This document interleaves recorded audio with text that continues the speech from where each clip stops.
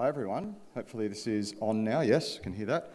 So welcome to the start of the afternoon session. Hope you all had a great lunch. Firstly, thanks to the events team for, bestowing on me the pleasure to host this session today. So my name's Brent Murray. I'm from Tomra, one of the world leading RVM and technology manufacturers and developers of container deposit schemes. So I have the pleasure of chairing the technology part 2 session today, and this is definitely not about me at all, so it's about our 4 great guests that we've got lined up this afternoon. And the first one of those is Olympia, and Olympia is going to present to us on Agile recycling technology for organics, insect robots to unlock distribution is the title of her abstract. So we're all pretty excited about that. Olympia is the founder of Goterra, a company that focuses on sustainable food production. Among Olympia's many awards and recognitions, she was recognised in Australian of the Year for in ACT, and I think personally equally as exciting is Olympia has a fly named after her, which is pretty cool.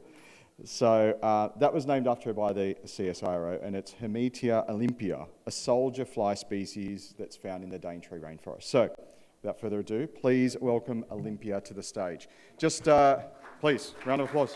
Olympia.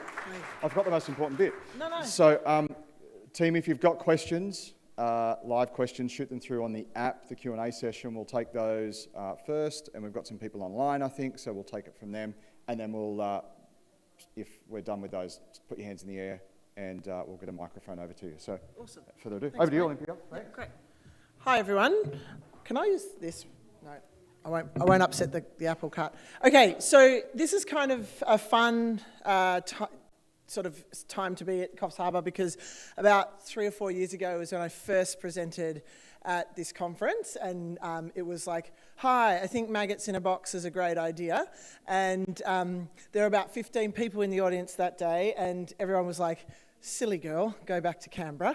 And then some fun chat afterwards about how many things in Canberra could be eaten by a maggot and would be better off as maggot food than as a politician, blah, blah, blah. So it's kind of cool. And when I was reflecting on trying to do a conversation today about what we do and what I think would be probably the bit that we'd like to talk about the most at the stage we're in is actually how we've grown up and the things that we've learned in the growing up of a tech company in waste in Australia. And one of the first things that happened in the journey of Goterra that I've kind of documented in several different presentations here at the Waste Conference is that the problem with waste isn't necessarily about feedstock, because that's what we always talk about. But the actual challenge for waste and waste producers, processors and creators is distribution and logistics. And so how we process and where we process and what gets processed and who gets access to processing is all kind of affected by this problem. And Goterra had started with this as the problem, but the longer we worked on it, the more we realized that creating a capability for processing that addresses this problem is almost sometimes considered a bigger threat than it is an asset. And that's sort of how I wanted to sort of frame this conversation today. Because as a tech company, I spend my time talking 3 different ways. So I talk a lot to investors. I'm like, guess what? There's maggots and robots and there's some AI stuff. And I promise everything that you'll see will go up and to the right on a graph and we'll all make billions of dollars. And they go, yes, that's great. Or we talk to customers and we talk about ESG and data and how we're going to solve their problems. Or we talk to existing processors and providers and we try to convince them that we're not a threat, that we're actually here to integrate. And that has been one of the biggest challenges of all. And so I think about what we do and how we think about integration this way. So we've created a linear supply chain. We've been living for 500 years on a linear supply chain, right? So, and when you think about waste, and just keep it simple with me, we pick stuff up, and we take it out of town and we put it in a place. And sometimes that place has very useful ways of managing it and other times it doesn't, but it doesn't really matter. For 500 years, that's what we've been doing. We pick it up, we take it out, and we put it in a place. And that means that now when we look at the challenges of solving and recycling, that model is becoming more and more stretched and pushed and challenged to actually deliver recycling and circular economy outcomes, particularly in relation to GHG emissions, because our cities got bigger and how far away we have to go got further. And now we all live, like we are all having tree changes, and there's mines very far away, and all of these competing factors that make shoving a circular economy into a linear economy quite difficult, or bending a linear economy into a circular one quite difficult. And sort of why we are like, there's not enough trucks to do FOGO by itself, FO and go. We have to put it all together type thing. So Goterra, we took the idea of what was working in energy, which is a technology that can scale up or scale down to meet the customer's need. You can make it as big as you want, or you can make it as small as the customer needs. It can be with the customer, or it can serve the customer. And so we think that that sort of technology approach has been winning in energy, and we think it's going to win in waste as well. So we created this concept of democratizing infrastructure. So for us, and there's a lot of different other waste companies that are trying this kind of model out, but we have an insect feedlot. Insects process food waste faster than any other technology available, and they turn it into 2 more valuable offtakes than even waste to energy. So I make 4 times as much on a ton of waste as waste to energy does with my offtake. And so when you think about this capability to put it in a box, now you've got this super efficient, high value capability that can be wherever the customer is. We'll turn it into those valuable offtakes, and now you've solved up and down the supply chain. So both for what we need to do with food organics, the highest value of food organics recycling, but also capacity to process food organics anywhere. And so what we've got now is this challenge to the existing system. So when you think about how we look at, say, anaerobic digester, I think the last time I looked at stats, and God help me if Mike Ritchie's in here, he's going to thump me if I get it wrong, there's like maybe 4 sites in Australia that are suited to anaerobic digestion as an example, right? So communities that are big enough to support an anaerobic digester. Everyone else is a composting site, which means that largely you're going to find communities who won't be able to afford the capital infrastructure requirements for composting because their communities are too small, too far away, the value proposition's not there. And so you've got this uneven ability to service food organics across any country, truly, and you've got this distribution problem with the offtake. So our technology, we can deploy it on-site. So we have a couple of cases where we do that now. So Melbourne Airport, we've got it at city landfills, and we've got it at Lend-Lease, Barangaroo, Hyatt, Sydney, Howard Smith Wharves in Brisbane. And the unit sits just like Pulpmaster used to, and it processes organics right there on site. What it means is now, instead, for the Lend-Lease example, instead of transporting a trash compactor's food organics every day or every other day, they're only sending maggots and manure back to a Goterra hub every 7 to 10 days. So the transport's gone way down, and then the truck size has gone down, because instead of transporting, say, 60 tonnes of food waste a week, we're now only transporting about 5 to 6 tonnes of organic material, which is the larvae and their waste a week. Then you've got the ability to stack these boxes into groupings as much as you like. So we have a site in Albury, which is for the City Council to process food organics at the landfill. And that is a grouping of 1 box. It's about to be 2. And you can process food organics now at Albury City Council as almost fee-for-service infrastructure. So the council didn't have to pay for it, the ratepayers didn't get a rate increase, but they still have access to the capability, which means that existing distributors in the city can access it and use it just as any other processing capacity, or the customer can come direct.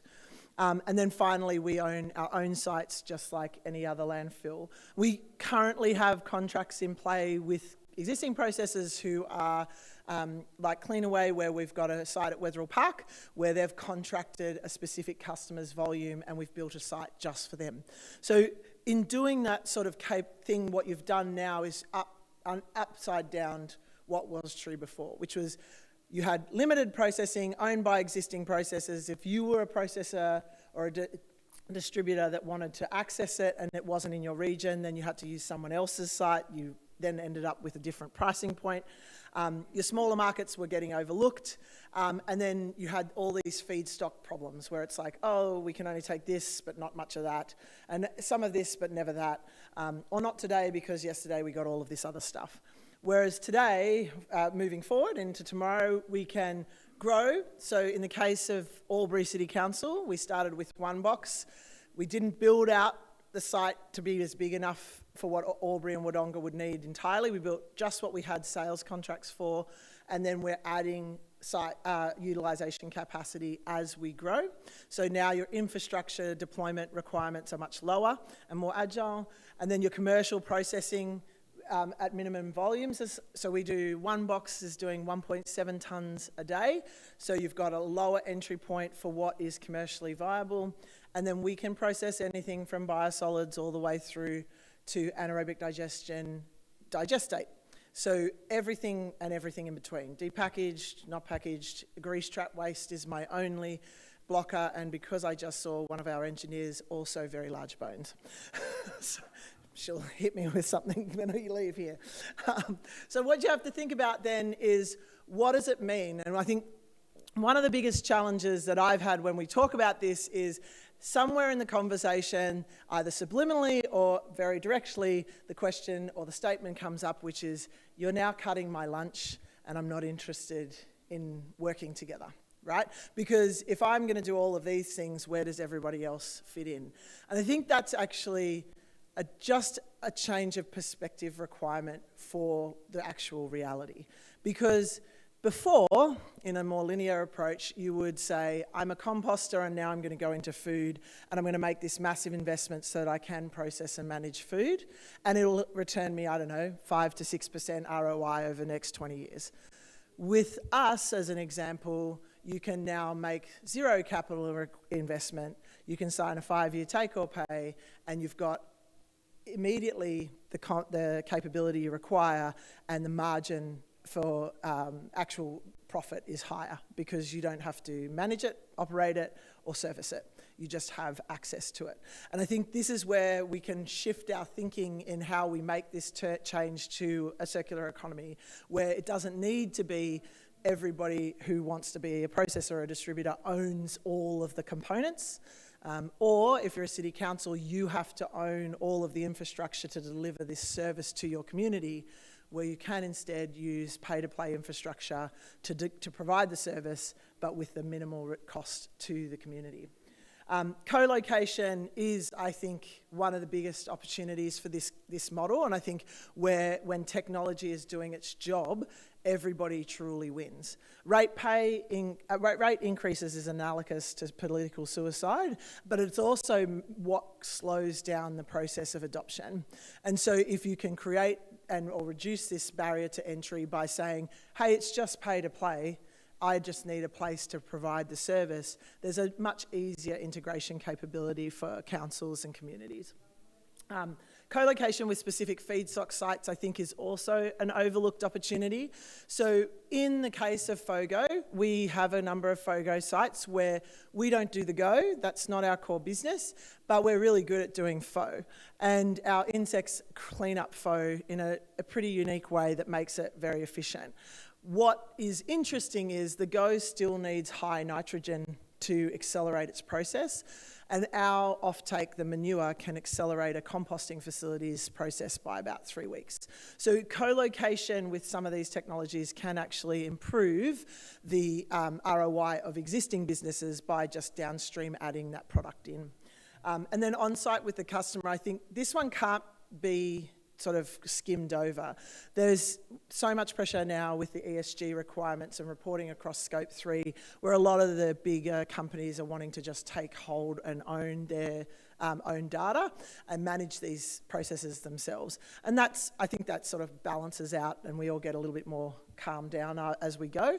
But I think one of the most interesting things about on-site with customer is, with technology like ours, it's the same as any trash compactor. You can white label it and add the value where you need. We don't need to own the customer in that regard. So I think I might just stop it and see what we have for questions, because I've seen 2 eye rolls and 5 or 6 nods, so let's go. Yes, ma'am. Are we in any other countries or just Australia? We currently have interest into Southeast Asia and the US, and there is a fair bit of stuff going on in the EU around what we do, because insect farming is not new, but this capability to make it not centralised is where the opportunity lies. But right now we're really focused in Australia.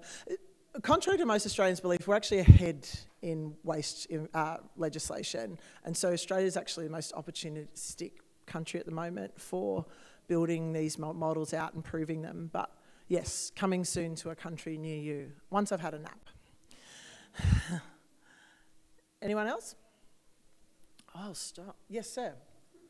There are other people doing things with soldier flies. Sure. We went up to Summersby on the Central Coast. And Oh, yeah. I think it's Arctech. Yeah, so good.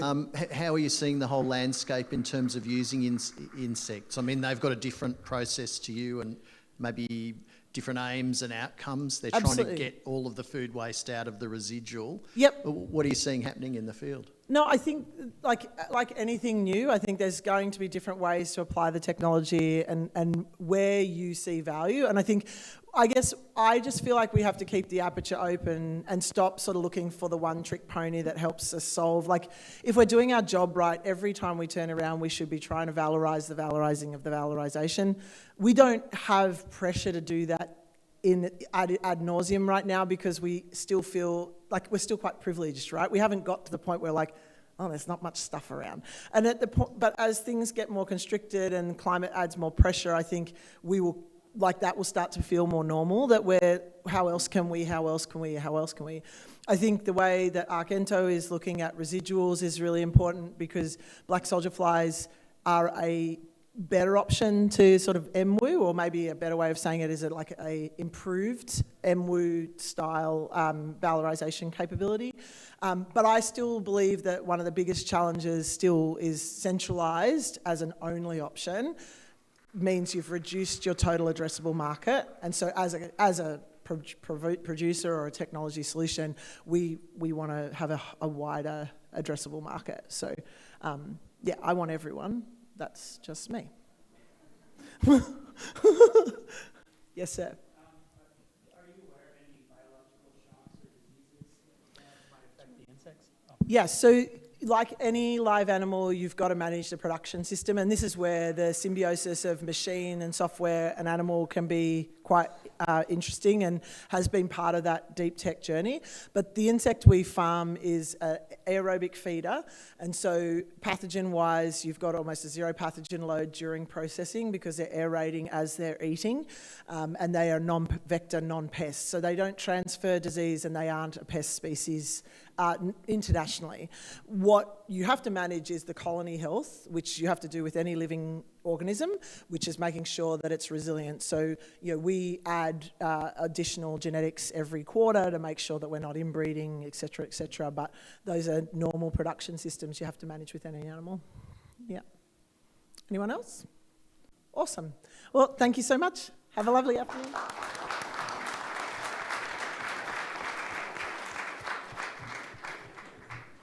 Outstanding. Thanks, Olympia. I think we all will probably wave away that fly a little bit differently when our next barbecue, right? When we think about what flies can do for us. So the next speaker, Naser Soueid, is going to present to us today on how we can use AI to supercharge source separation. And Naser is one of the founders of CleanBins and a director at Alliance Software. Naser has a background in finance, economics, and computing, just to round himself really well. And so has one foot in both the business and the technical side when it comes to any project. So please, warm round of applause for Naser as he welcomes to the stage.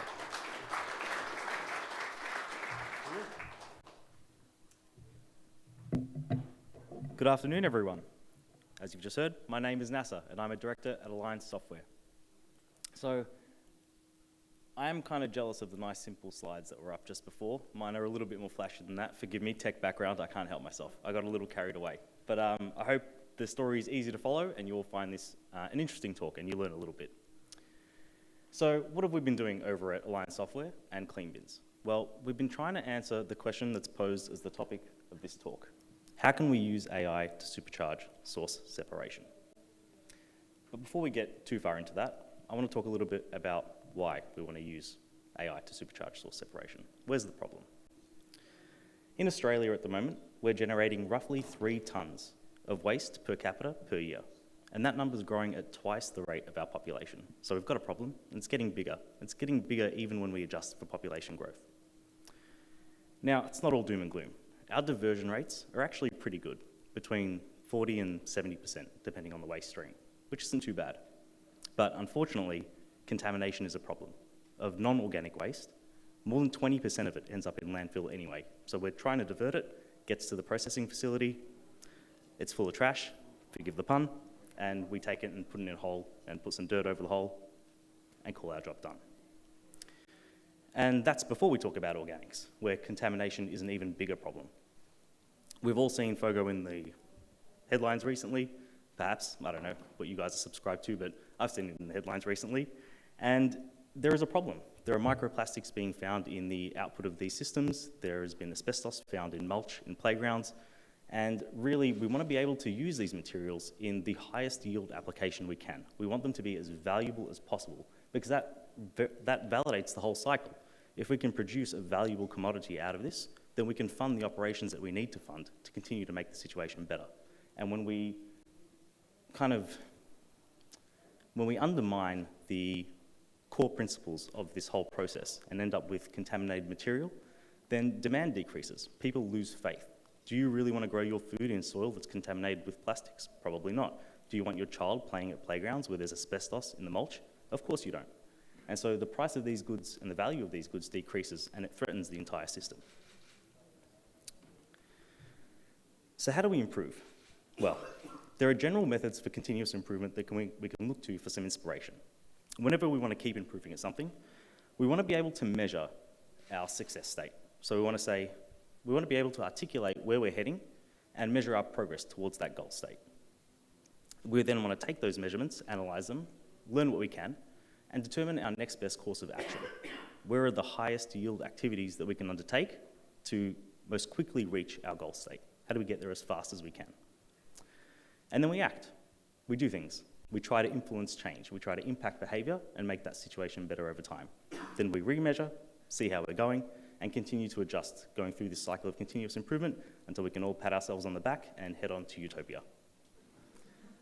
But we've got a problem, and that problem is right at the beginning. It's really hard to measure this stuff. Our current measurement and data collection methods are laborious and expensive. So think manual bin audits and bin tagging campaigns, setting people out in a truck to look at bins and fill out a spreadsheet. It takes a lot of time and it's not really scalable. And so what do we do about that? Well, let's talk about the problem first a little bit more. I'm getting ahead of myself. Fancy sideshow. Take Brisbane City Council, for example. They do 100,000 collections every week. And say they want to be really proactive. They're going to do 2 waste audits in a year, one every 6 months. And instead of sampling 250 bins, they're going to look at 500 for each of those audits. They're going to try to make it representative, make it timely, get a lot of data to play with. They've looked at 0.0002% of collections for that year. It's a minute amount of data. It's incredibly hard to draw the kind of insights that we need to draw from so little data. And that makes it really difficult to answer 2 key questions. The first is the prospective one. What should I do next? What actions should I be taking? How can I use the limited resources that I have to make the situation better and deploy them in the most cost-effective way? How do I get bang for buck? The next is, were the actions that I did take effective? It's the retrospective-looking question. I've gone through a cycle. Did what I try work? How well did it do? How can I tweak it to get better performance? And this is where AI comes into it. We need to augment our current data collection methods with those that are automated and continuous. This is where we can use AI to supercharge source separation. So let's take a quick look at how. Over at CleanBins, we install cameras in the hopper of the collection vehicles, and the truck goes along, collects a bunch of bins, and we take that footage and pass it to our AI analysis engine. That engine takes the footage and breaks it up into a bunch of individual collections. So now we've got a bunch of collections. We know where they came from, when they were collected, what waste stream they belong to, exactly what was in the bin, and given the waste stream and what was in the bin, what we consider contamination, asbestos in FOGO. plastics in FOGO, lots of things in FOGO. We can then use that information and put it together into reports and workflows that make it easiest for us to engage in that continuous improvement cycle. Ultimately, we at CleanBins are not taking action to improve the situation. We're aiming to give this information to councils and the people at the coalface that are trying to make things better. And so it would be arrogant of us to assume that we have all the answers here. And so we've been engaged in the pilot program from the beginning of the year with 4 of our pilot councils. So since the beginning of the year, we've been rolling this stuff out to a bunch of trucks, gathering data, and trying to figure out what questions can we answer here? How do we get the highest yield out of the new information that we've got? What do people want to know? And out of those conversations, we've landed on 4 key focus points. The first of those focus points is being able to better measure resource recovery. So resource recovery is the diversion rate corrected for contamination. So at the moment, we can get really good aggregate numbers from processing facilities. Everyone's going to be happy to tell you that in July, you dumped 100 tons of organic waste at the processing facility. Please pay us for that. But we don't know exactly how much of that actually ended up being recovered, how much of it re-entered the economy, how closed is that circle that we're trying to put into practice. To answer that question, we need to adjust for contamination. So how can we use the information that we've got to adjust these figures? Well, we can take the individual collections and we can aggregate them in any way that we like. And so we can make statements like this. Across our FOGO collections in the last 30 days, 13% of the contaminants, of the contents were contamination. And that is specific to that period. We can directly line it up with the reporting that we get and we can adjust those figures. We got 100 tons, 13% was contamination, 87 tons was recovered. The second focus area is how can we measure high impact contamination? And so this is based out of some anecdotal observations that the 80-20 rule applies here, like for many things in life, and that there are a minority of contaminators that are causing the majority of the contamination. And it's really difficult to deal with this if you don't know where they are. If you don't know where this contamination is coming from, how can you address that problem? Well, again, let's look at the data. So we can take those individual collections, we can aggregate it up to provide a household collection history, and now we've got this data set that tells us how a location is performing over time. We then created what we call the rules engine, which is a really nice, plain English way to introspect that data. So we've got this household collection history. I want to ask a question. I'm a human being. I don't want to sit there and spend hours looking at a spreadsheet. I want to derive the insights from the data in as easy a way as possible, and I want it to continue to tell me when there's things that I care about. And so I can ask the system, tell me about repeat recycling contamination. Create a rule that tells me when there is more than 20% contamination in recycling over a 3-month period.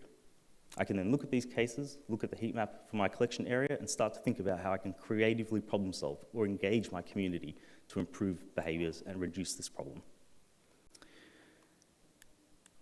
One example of something that we might be able to do with this data is run a separate collection route for problematic households. So John sucks. He doesn't care about FOGO. He doesn't believe in anything. He takes all his plastic bags, puts it in the recycling bin, gives us the finger, and goes back into his house. What do we do about John? Well, no amount of education is going to change this guy's mind. But what we can do is we can run a separate collection route for all of the Johns in our area. The thesis here being it's much easier to deal with one very contaminated hopper than it is to deal with 5 semi-contaminated hoppers. You can't unbake a cake, but you can separate the yolk from the whites. Another thing that we can do for the non-Johns here is Lucy, who just didn't read our source separation guide, and let's be honest, I haven't read them either. So what can we do about Lucy? Well, she just doesn't know what she should be doing, but we can precisely target our education campaigns. We can create rules, find out about particular behaviours, and let people know how their observed behaviours are affecting our ability to successfully reuse these materials and how they can change their behaviours and what impact that has. Hey Lucy, if you stop putting your plastic bags in FOGO, we can recycle and everyone like you does the same, we will end up processing close to 95% of our organic material and the process will fund itself. The third focus area, how can we measure household, regional, or demographic differences so that we can precisely target the things that we want to do? Our areas are diverse, and we're very proud of that diversity. But that does mean that they are not homogeneous, and so we can't just sample random places and draw conclusions about the entirety of a location. There are demographic differences that are important for us to consider. Right now, we do a lot of bin tagging, which is awesome. It's really targeted, but it's very resource intensive, and it only gives us point-in-time data points. We can put out targeted signage, think the cafe area near a train station, to say, hey, that coffee cup, I know you want to put it in the yellow bin, but put it in the general waste. We can't deal with it right now. And that's great. It's great for public places, but it doesn't really help the household. And we've talked about source separation guides. They're too long. No one reads them. I mean, sorry. I'm sure a lot of people read them, but not me. So again, how can we use the information that we've got to derive insights that help us precisely target the activities that we're trying to take? Well, again, we can look to the rules engine to directly target people based on their behaviour and let them know about what they can change about what they're doing to help. Most people want to do the right thing. Most people are Lucys. There are very few Johns in the world. And so by giving people information that's relevant to them, they don't need to read the source separation guide. We can slowly change their behaviour over time with relevant bits of actionable information. Just stop doing this one thing and the world gets better. We can also look at other things. The CDS rollout in Victoria is a good example. We can look at our region and check out our density of materials across geographic areas. So we know that there are hotspots of aluminium cans being disposed of. That might be a great location to roll out our next CDS collection machine. And we can start to run bespoke initiatives. Think about special events. Say we've got a Box Hill in Victoria is a good example. Huge furore around Chinese New Year because everyone's getting excited, having their family over. Maybe we should run an extra general waste collection during that period. These households are generating extra waste. Where's it going to go? A lot of them are going to contaminate other waste streams. How can we prevent that? What can we do? And is that hypothesis actually true, or did I just make it up? The final focus area is we can start to measure the impact of our improvement initiatives. And this comes back to the heart of what I spoke about right at the beginning. We can trial, measure, and optimize different strategies. We can run performance benchmarking. We can determine the cost-benefit analysis of the things that we can do. We can say at this point in time, we are trying this strategy, and we can benchmark ourselves and see how things are changing over time and how effective those strategies are. We can isolate and start to draw the causality. We can also do A/B testing, which is massive in the tech world, not so big in the waste world, but it should be. We can take regions with similar demographics and try out slightly different strategies. We can tweak our approach, see how it works. Does one thing work better than another? And how can we do more of that thing and get more out of the dollars that we're spending trying to improve our current behaviours? And we can do impact longevity analysis. So we're making a bunch of changes, that's fantastic. But do these changes last? How long do they last? And how often might we need to repeat them if we want to have a sustained benefit from the things that we're investing in? So 4 focus areas. We want to be able to measure resource recovery, which is the thing that we actually care about. How much of that material that we're throwing out is getting reused. We want to measure collection contamination and target problematic households and improve their behaviour over time so we can minimise the amount of big problems that we need to deal with. We want to measure household, regional and demographic differences so that we can target the things that we're trying to do. And we want to measure the impact of our improvement initiatives so we can figure out what we need to do more of and how we can optimise the things that we're doing to get the best bang for buck. So in conclusion, that's how you use AI to supercharge source separation and answer 2 key questions that we posed right at the beginning. You can figure out what actions you should take, and you can look back and figure out if the actions that you have taken have been as effective as you'd hoped. There was one more slide, but so sad.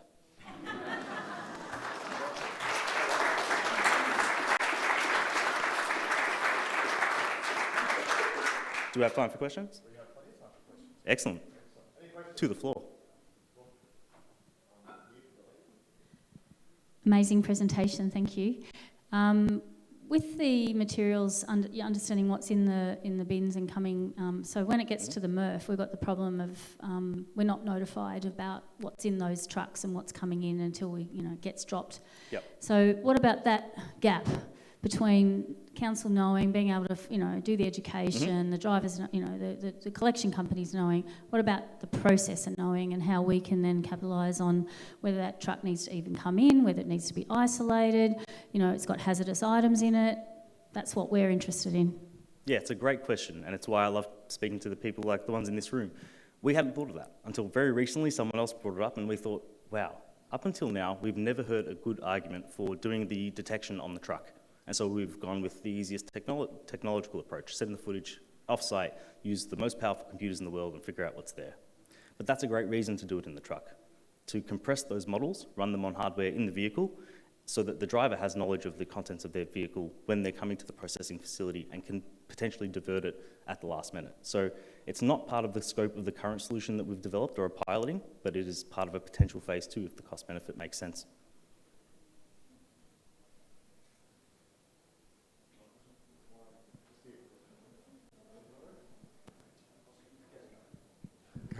Got to get a speaker. Yeah, great presentation, thank you. I'm interested in putting this into things like MRFs or FOGO facilities and looking at the specification of the end products and what's going into the plant and wondering whether you can apply that. So if you've got a product that goes out of specification, why it goes out of specification. Have you looked at applying the technology in that manner? We have, but in this instance, we actually chose to solve the harder problem first. So the technology that we've got can be adapted to operating at collection facilities, the processing facilities. A conveyor belt is a much better environment to try to do this kind of thing than the hopper of a truck. I don't know if you guys have ever seen what these trucks go through, but it's quite frankly wrong. We should take better care of them. But it's a very difficult environment to try to do what we're trying to do. But to answer the question, absolutely. This technology is portable, and so we can implement it on the processing facility conveyor lines to determine, as the materials are making their way into our processing lines, what is there, and then trace back and figure out where problematic contaminants entered the waste stream. The benefit of having it on the truck is we can trace it back all the way, right? We can go all the way back to the bin that it actually came from and start to prevent it from the source, and that's something that, up until now, we've been very limited in our ability to do.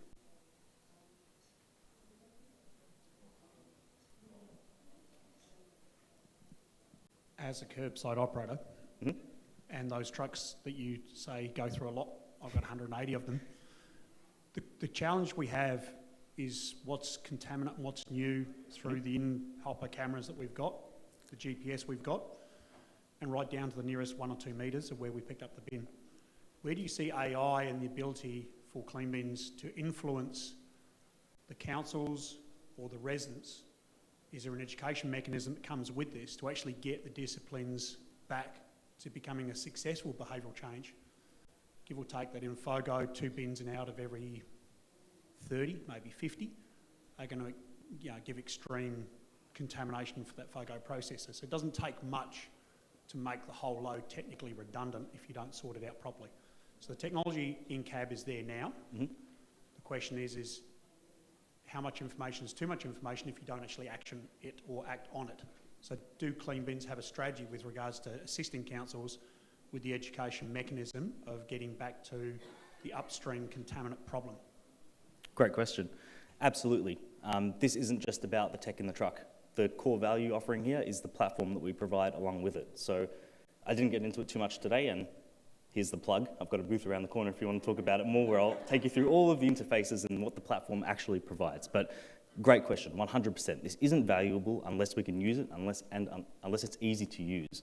Those letter drops, if a person still has to sort through 500 instances every single week or 5,000, I mean, that's a full-time job. Have we really solved the problem? No, and we haven't leveraged the full potential of the data that we've got. We want automated workflows that humans can validate, that sends people feedback and improves those behaviours over time. We want to make it as easy as possible to action that data. If we just give people a big Excel file, I mean, like you said, we haven't really done much. We haven't solved the problem. Awesome. Cool, thank you all.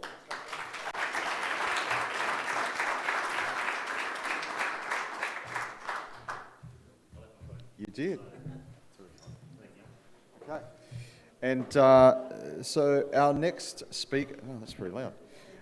Our next speaker is Simon Lunn, and Simon is going to present to us on going paperless, lessons from app development in the waste industry.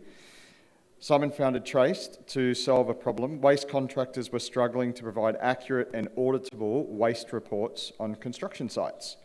Through this, Simon now helps other companies transform paper-based workflows into streamlined processes. So, over to Simon. Cool, thank you.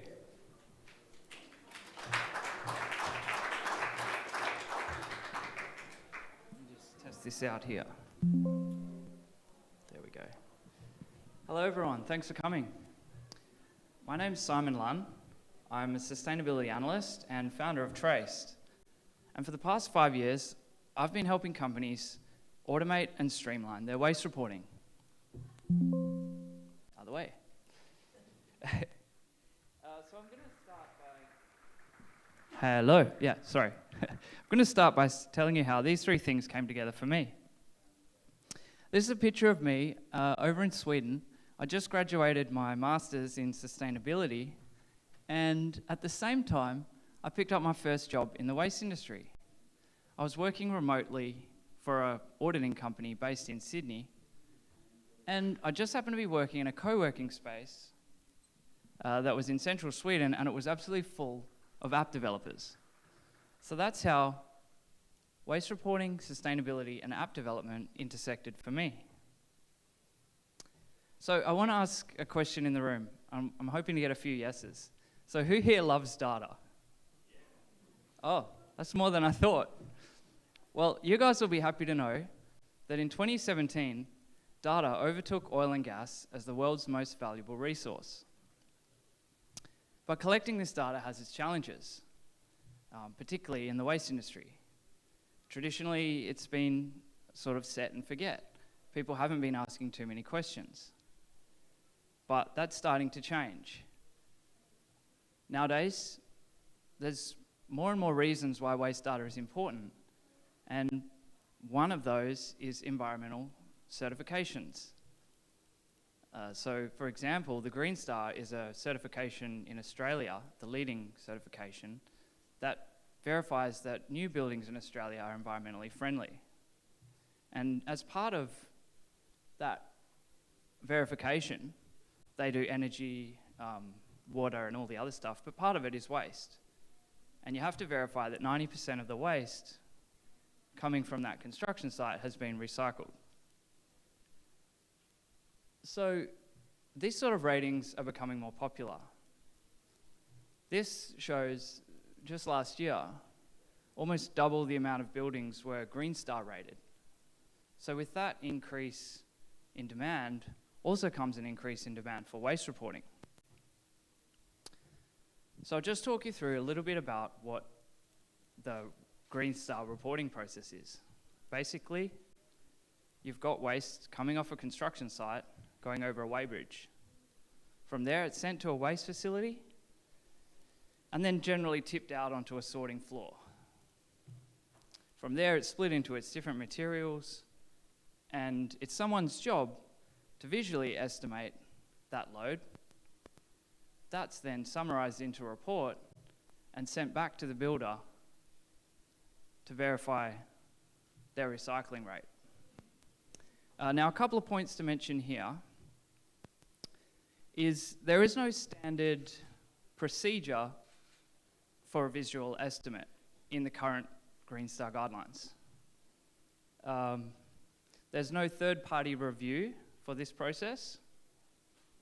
So we're currently working with the Green Building Council to make a more transparent way. So if anyone has any input on that or just wants to discuss this process, please come and chat to me after. So that's the theory, and this is the reality. Skip bins typically come off building sites looking like this. Almost 90% of skip bins look like mixed waste. So it's someone's job, as mentioned before, to go through and do an estimate of that. So we were auditing these facilities, and back in around 2020, there weren't so many Green Star projects. So they were just doing it on paper. Those Green Star reports were going into the office, and someone was transcribing that into a spreadsheet, and yeah, they were generating the waste reports out of that information. Now, as you can imagine, with this guy having other things to do in the sorting yard, he's not paying attention to all the Green Star loads, and he's missing some, forgetting, lost. Not only that, but if you can imagine how many materials are in this bin, doing a percentage estimate and then putting it into a spreadsheet, it's just super data intensive, and you're going to make human error. So as a result, these reports just weren't really accurate. So that's where the business case came in to go digital. Right. Yeah, so basically a company we were working with had a few sites. They were spending about 50 hours of manpower just to put together like 20, at most 30 waste reports. So a lot of time, a lot of headaches. Not only that, but these reports were up to months late, if you can believe it. Their customers really weren't happy. And they weren't really passing the audits with integrity. So we got into discussions, and I thought there must be a better way. So I was talking about, well, what about just getting like an iPad or a tablet or a laptop and just start like putting this information in the yard? Because they had different facilities and multiple different drivers, that was just going to get a bit out of hand. So realistically, the conclusion was that we needed an app of some sort. So luckily for me, as I said before, I was sitting in Sweden next to a bunch of app developers. And yeah, I thought I was in a pretty good place to get it happening. So I put together a prototype and spent a bit of money with some of my friends I was sitting near. And yeah, we decided we wanted to get this project off the ground. Pretty early on, I realized it wasn't going to be that straightforward. It was a bit of a bumpy road, and 3 weeks later, my app developer mate came back to me saying he's blown all the budget, and I got little more than a website, a glorified website, that just didn't look anything like this, or it was nowhere near this solution. So I got another couple of quotes, and I realized this was probably going to cost, I didn't know how much it was going to cost, but it could have been between $20,000 and $100,000. And I just didn't have that kind of money. But you know, I knew there was a problem to be fixed here, so I went back to the drawing board, and that's when I found out about no-code, no-code software, or software you can build yourself. So I plugged away at it and came out with the first version that looked like this. It had all the information we needed from an auditor's perspective, just seeing up the top there, like your site, and the photo was for the weighbridge docket. So this was an important line of evidence for the audit. And then down the bottom, they had all the areas where they could add the percentage estimates. So basically, they're just digitizing that process. And it wasn't pretty, but it got us going.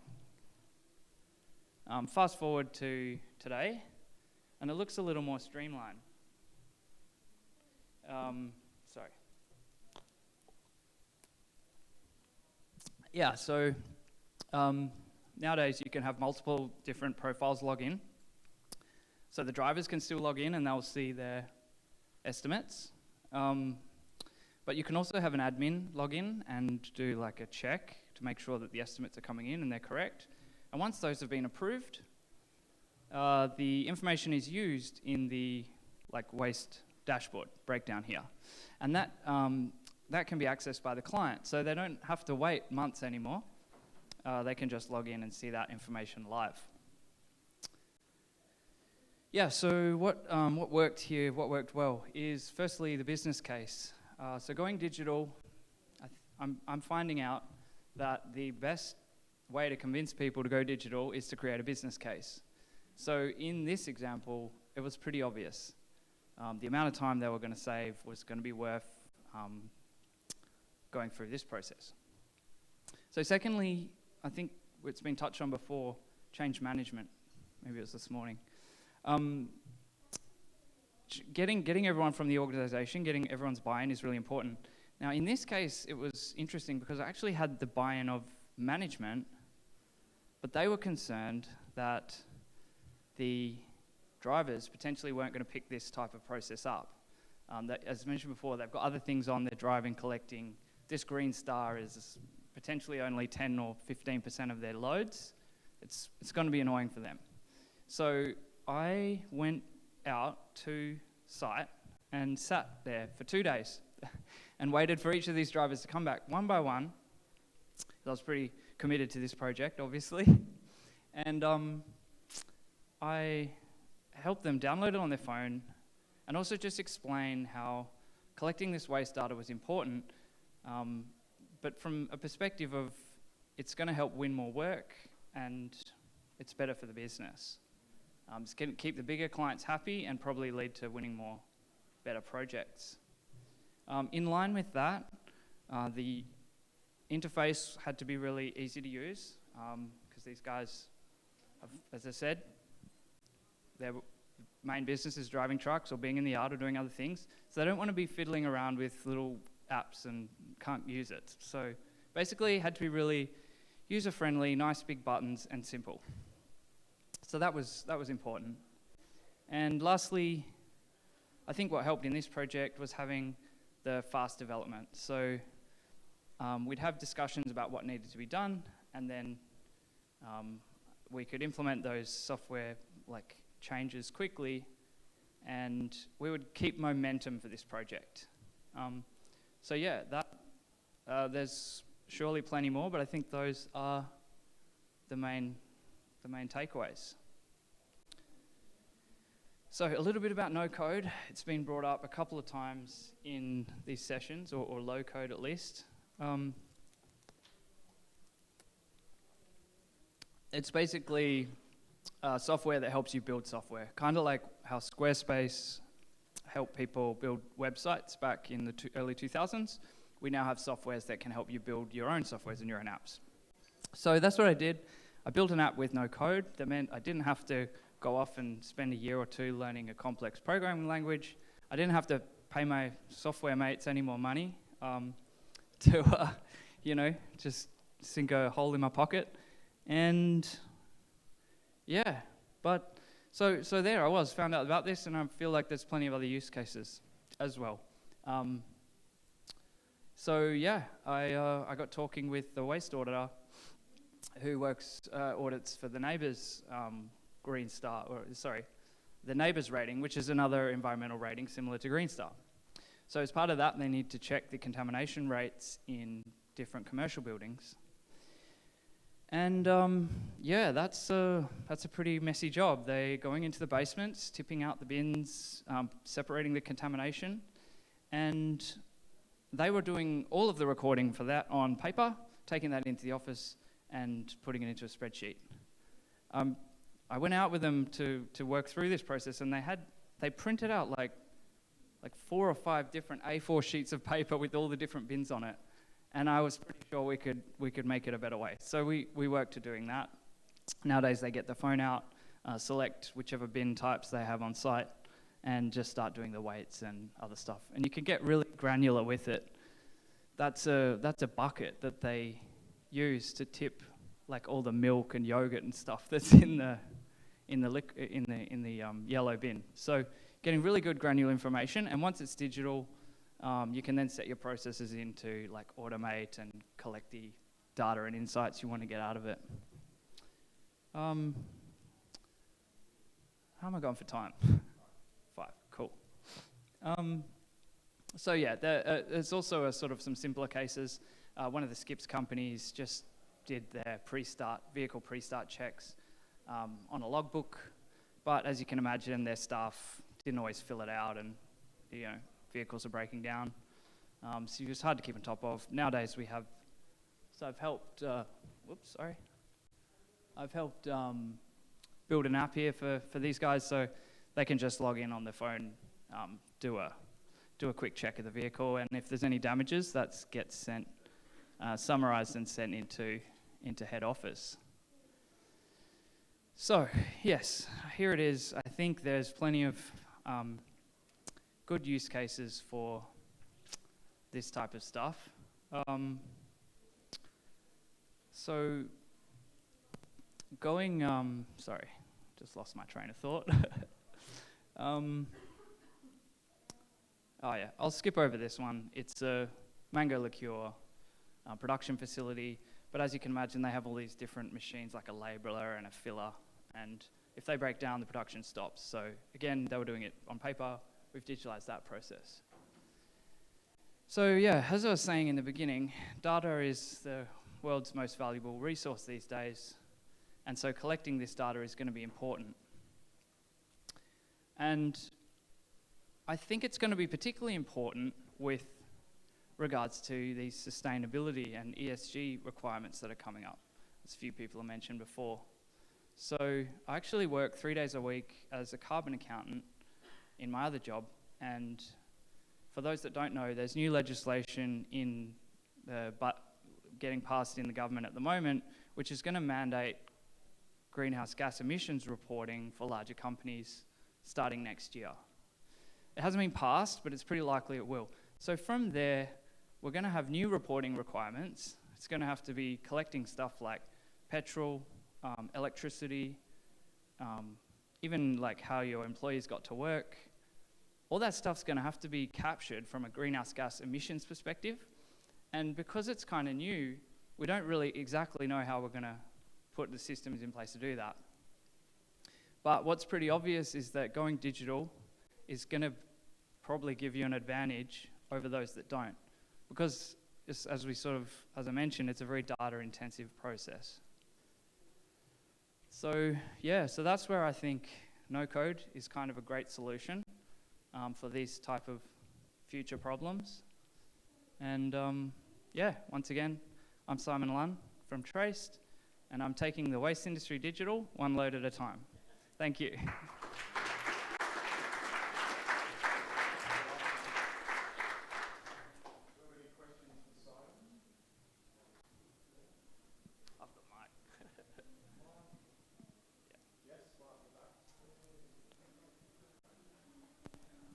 Hey Simon, so one of the challenges we see is that obviously every company manages their data slightly differently.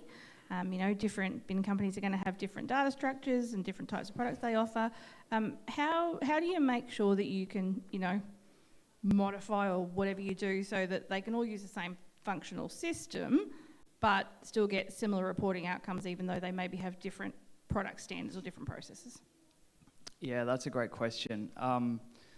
So I'm sort of a work in progress on that. At the moment, I go and customize a similar version of the Traste app, but I do customize it to each business. I found pretty early on that, like you said, every company is different. They might have one might use carpet or other things might be more relevant. So I guess I'm not at the point where I can build an overarching software that I can add bits and pieces. So at the moment, it's easier or more targeted for me to just build it custom to each business. And again, this is where the power of no code and the ability to customize things really, really quickly for different businesses, I feel is a real benefit there.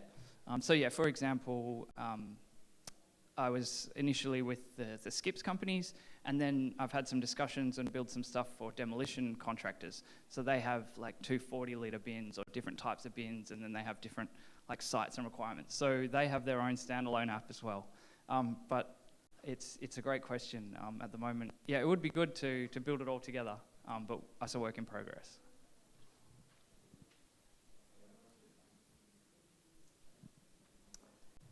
Cool, thank you. Thanks, Simon. Cheers. Cheers.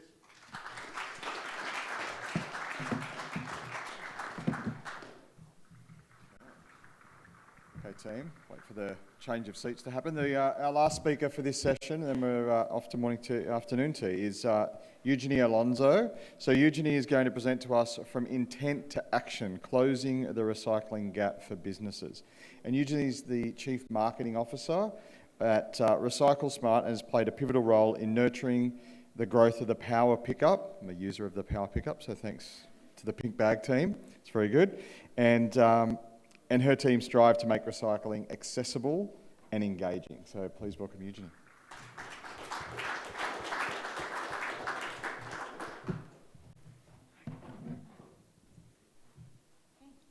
Hi everyone, thank you for the introduction, Brent. I'm glad to know that you're a customer. Yes, we're the pink brand, so you might see a lot of pink, and I can see a lot of pink. bit of pink there, so that's good too.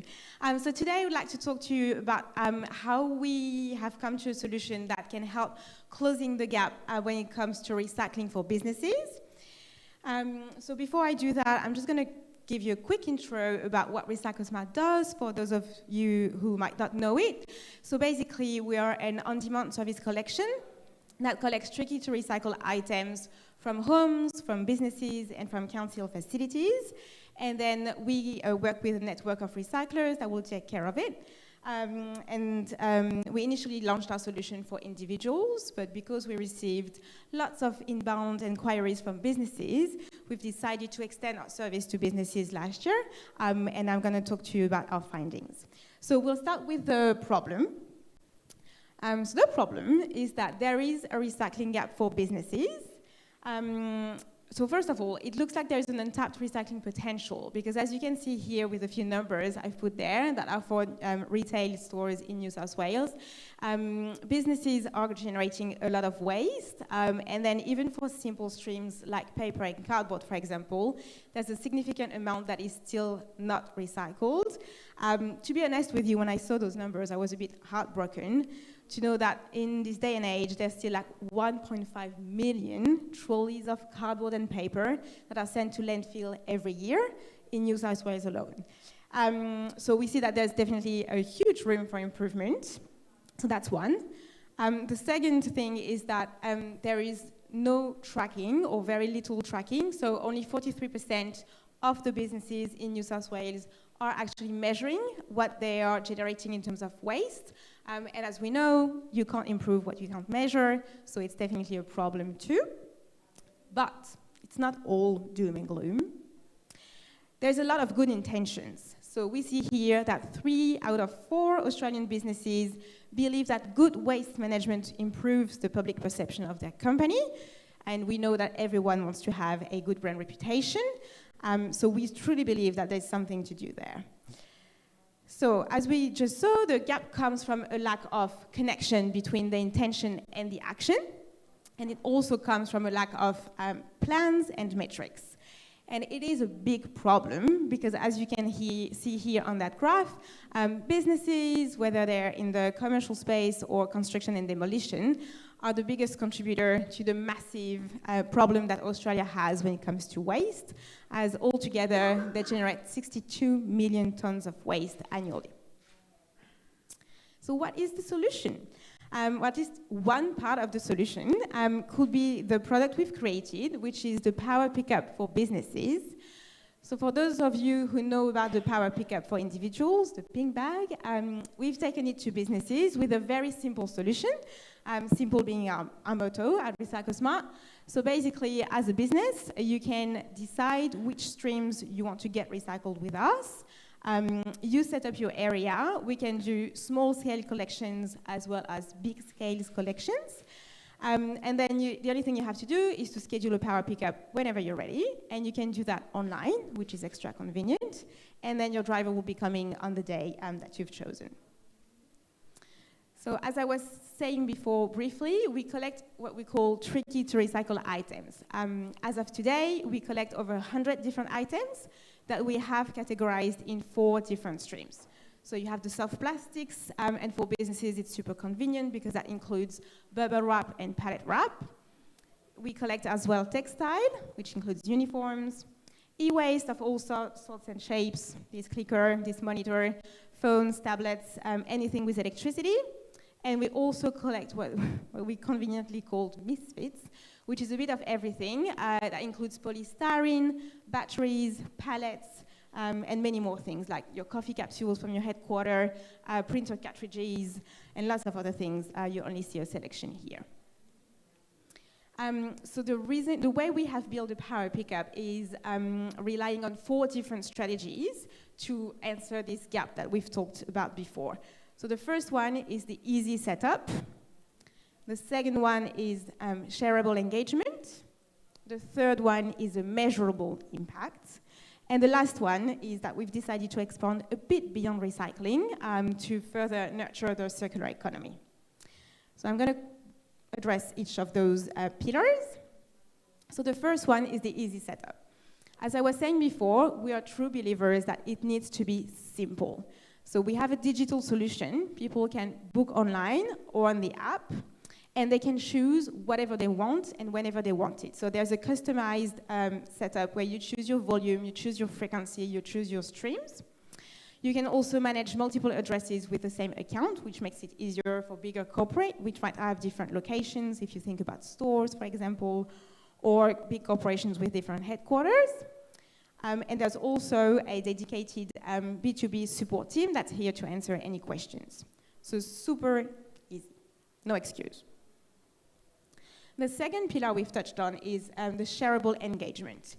We've seen before that it's important for businesses to share about what they do so that they get the engagement of their internal stakeholders as well as their customers. Basically, it's giving them extra incentive to actually do something about their waste when they can have cool lunch and learn session for their employees, or where they can have great shareable content that they can use on their social media to showcase to their customers what they're doing with their waste.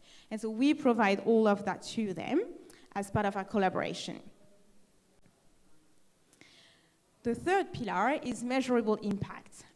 So by working with us, we consolidate the data for all the streams that we take care of in one shape and form, and it's available through different ways. So you have access to a live report where you can see exactly how much waste you have diverted from landfill so far with us. And you also track in that same report your impact, so in terms of CO2 emissions avoided. And you can share that with whoever you want, and we can also provide customized quarterly or whatever frequency you choose reports. And we also have developed in the last year, especially, what we call the traceability feature. So to be able to measure, we need to be able to give you proof that all the things that you have given to us is actually recycled. So we track it at every stage. So we track it at collection, we track it at consolidation, and we track it when we send it off to our recycling partners, and we provide all of this data to you. And lastly, the last pillar we worked on was to find ways to expand this solution beyond recycling. So we all know that to build a real circular economy, we need to find solutions for recycling. That's great, but we'll also need to find solutions so those end-of-life products could be reused. And so that's something that we've just started to touch on. The example you have on the screen is a partnership we have with Candle Exchange, where for them we collect empty candle jars that they then refill and donate for families escaping domestic violence. That's one example. We're also talking to coffee roasters who are looking for solutions to reuse the actual bag that they put their coffee grounds and coffee beans in, and we could do that reverse logistics where then they could get refilled. So we've seen that to close this gap for businesses, we have identified 4 key strategies: the easy setup, the shareable engagement, the measurable impact, and how we could expand beyond recycling. So that's part of the solution that we've built. But don't take my word for it. I'm going to share with you a few case studies to show what we have done with some of our great clients. So the first one is with Canva. So Canva is this multi-billion-dollar software company that has been using our service for their headquarters in Sydney. So for them, we collect soft plastics, textile, and e-waste from their headquarters. You see here an image of the setup of their soft plastics bin. The great thing we like about Canva is that they're not only diverting 1,000 kilograms of waste with us, but also they've been working really hard at engaging with their staff. So they've been putting together a lunch and learn session with us. They are sharing the word about our doorstep collection service as well. And they're also giving the possibility to their employees to bring their own waste at the office for it to be recycled. So their employees can bring their soft plastics to the office if they want to. So that's one. The second case study is with John Holland. So John Holland is this big infrastructure business which is using us for the recycling of soft plastics. So for them, obviously, we're not going with like small quantities. We're talking about truckloads of soft plastics. And it was an interesting exercise for us to see how we can tailor our service to bigger collection. And with us, and seeing Amitoj and Mikey here, they have already saved over 23,000 liters of resources from landfill. The third case study, which is one I really, really like, is with Yona. So Yona is that sustainability furniture brand that's gone a bit viral on social media. So they're doing this cardboard bed frame that you might have seen. They are working with us, taking full responsibility for the end of life of their products. So what happens is that when a customer is done using their cardboard bed, whether because it's broken or damaged or whatever happened to it, they can get it recycled from their doorstep with us. And Yona is actually taking responsibility for it. They are paying fully for the service. And the last case study I would like to share with you today is that we've been able to take this product that we have developed for businesses and make it work for councils as well. Because using the same concept, we are now proposing the solution for councils for their recycling centers and also for their recycling hubs. So you can see a few pictures here. I can see Renwick Council here.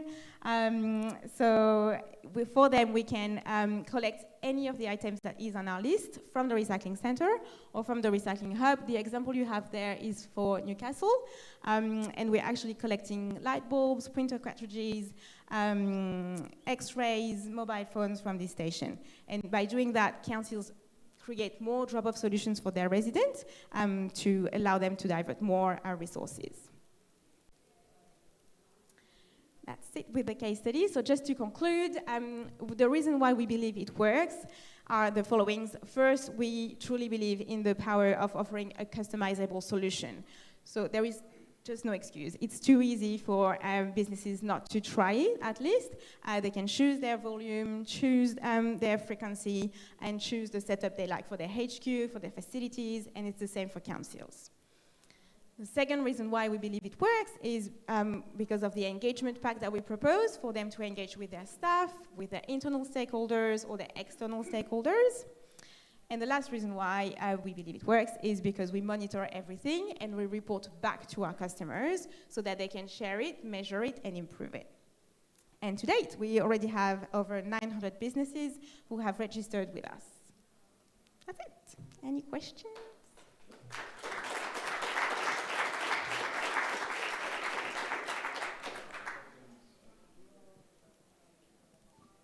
Thank you. Great presentation, and good to see that you've partnered with a lot of big businesses there and a number of businesses. My question is, when the driver picks up the material from the business, where does it go? Does it go to a sorting facility? Where does it go? Thank you. Great question. So when the recyclables are collected, it can depend, but in the most cases, looking at our head of operations sitting here, it goes to one of our consolidation points, where we consolidate the resources that we collect from individuals, from businesses, and from councils. And once we have enough quantity in those consolidation points, this is where we arrange the collection from our recyclers. Is that like a warehouse? Yeah. Based in Sydney? So we have multiple consolidation points because now, since the last time I've been talking on that stage, so last year we were just in Sydney, now we are in Adelaide, Melbourne, Sydney, Brisbane, Gold Coast, Newcastle, and opening soon in Perth. My question's a follow-on from the same line of thought that the gentleman in front's got. I'm from a council that uses your service, Ku-ring-gai Council, and we have a lot of residents ask us where the end product goes. So I know they go to a centralised place and you sort them out and go to a recycler, but we can't actually answer the questions we get asked, where do these particular products go? So from our point of view, it would be great if you, on your website, actually identified where the recyclable product goes to, so that we don't get, because we don't know how to answer the question, we don't know where your stuff goes to. Okay, great question, thank you. So we're trying our best to be as transparent as we can when it comes to where our recyclables go. So on the website, you can find information for some of the streams, the main ones. So for soft plastics, we are partnered with APR Plastics at the moment. So that goes to Victoria. Then for textile, when it's reusable, we have a preferred partnership with the Australian Red Cross. Otherwise, we work with Upcycle for Better for the non-reusable stream. With e-waste, we work with EcoCycle. And then for all the other streams, we have a recycler per item. On our website, we are talking about the main streams. We don't disclose all our recyclers for all the streams, but we're always very happy to answer any questions you might receive from your residents. So feel free to transfer them to us. But it's a great feedback. Like, we're really trying our best to be as transparent as possible and communicate on our social media as well. You can see a few videos around what happens to the waste as well.